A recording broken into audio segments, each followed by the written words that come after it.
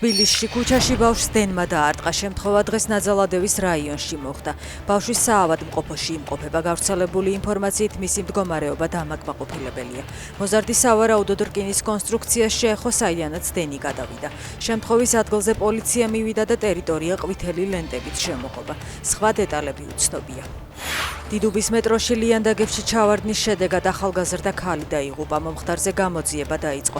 გარკვეული დროით მეტროს პირველ ხაზზე ახმეტელიდან სადგურის მოედნის მიმართულებით მატარებლების მოძრაობა შეჩერებული იყო. რა უფრო მნიშვნელოვანია, საჭმელი, სასმელი და ტანსაცმელი თუ ღვთის სიმართლე?